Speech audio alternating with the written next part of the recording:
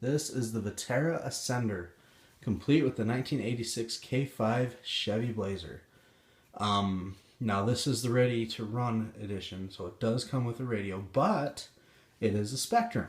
So that'll be nice. You can use this radio to bind it with your other Spectrum receivers if you want, or go buy some new receivers for your additional car so you can only have one controller. You do still have to bind it every time you want to use it, but it is a welcome addition. And this is waterproof, which is going to be awesome. Going to try that out. 4-wheel drive, of course. And what's really neat, and I don't know if you saw in any of my teaser pictures, but the grill is plastic. It's not the Lexan body material, so that's going to be really cool. Has light buckets in it so that you can hook up your lights super easy, no drilling, which is going to be nice. Has licensed Super Swamper tires, so that'll be really cool. So enough with the chit chat, let's open this box and check out what's inside. Okay, so there it is. You notice that sits up pretty high. It does have quite a bit of space between the bottom up to here and right to here. So that's going to help you going over those rocks. Got a lot of clearance and get over a lot of things. Those wheels look good.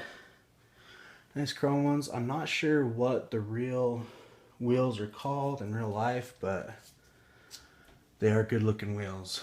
Tires. The compound is kind of sticky, but they're still kind of hard. So, you know, good for longevity, but might be a little iffy on the rocks. I'm gonna have to check it out. First of all, before we get any further, here's the controller. A true DX2E Spectrum. It is advertising on the back. It is compatible with AVC, so that's cool. That's that RC stability control. You guys have to check that out. It's pretty sweet, so I hear. Also comes with this, your manual, and this is in the book. It's like a poster. Not so sure about that. Here's your tools. Cross wrench, some Allen wrenches, looks like some servo horns, different servos if you're going to use that. Even comes with Mitsubishi batteries, right for your controller. And this, first of all, first time I saw this, I was wondering what it was, but upon further inspection, you can put those in the grill so it blacks out the center part. So it kind of looks like there's a radiator behind it or whatever, but it's kind of fun. All right, let's get to this. I'm gonna go ahead and take the body off and let's check out this brand new Ascender chassis. Okay, so one thing I noticed with this body, this is a real Lexan. This isn't that PVC flimsy stuff that sometimes you get. And if you look closely, this body is not screen printed. This is painted. You can even feel the overspray from the white. That is pretty sweet. Here's the inside of the grill. It's got your light buckets. You can just put your lights right in there and it'll hold it. Pretty nice. There aren't any on the back, however. Have to drill your own. There's the detail of that grill.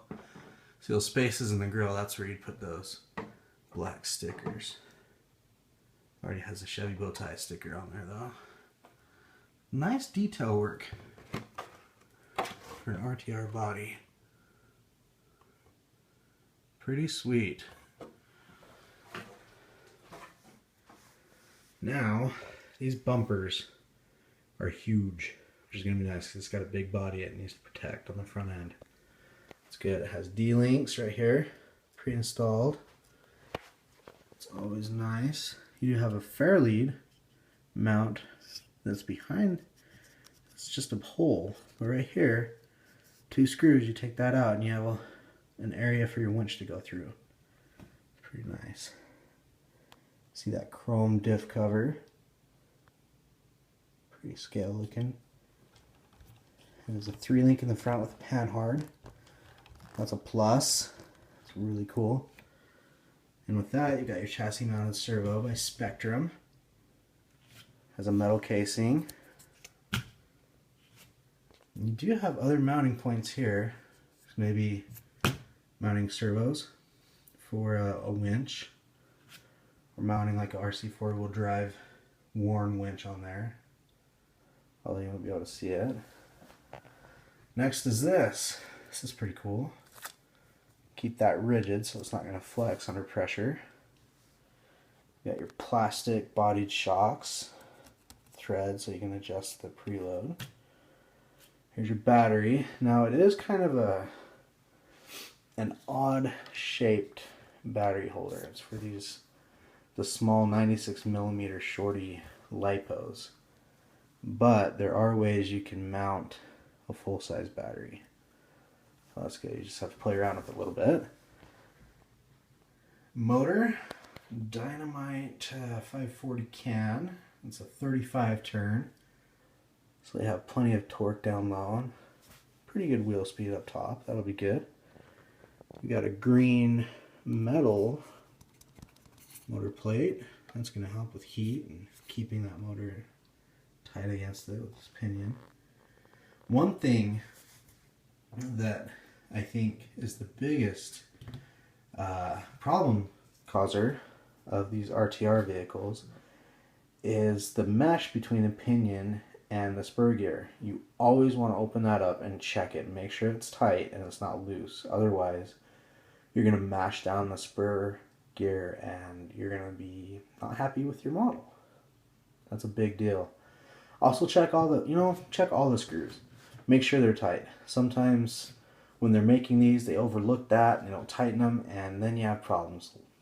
So, top tip right there. Here's your ESC right here.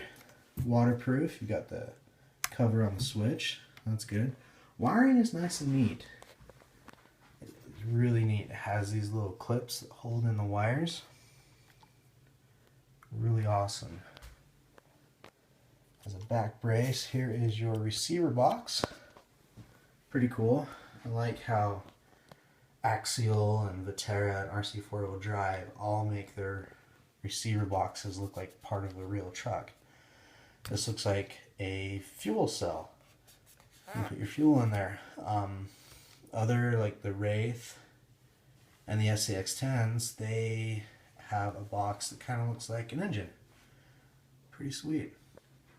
Here's your rear bumper, complete with the D-links here too. Pretty cool. Looks like these could be additional body mount holes on the chassis. Different bodies. So now, I think the biggest seller for this vehicle is that the chassis is resizable. You can go from a 12.3 wheelbase all the way down to a 10-inch wheelbase. Now that is great. That's pretty cool. There's so many different bodies out there that you can use for those different wheelbases. You can get an RC 4-wheel drive Mojave body. You can get an Axial Jeep Wrangler body to use. And if you really want, you can get the new RC 4-wheel drive Toyota FJ body and put it on there. So there's lots of options. So for our next video, we're going to be taking this thing out and testing it to its ability.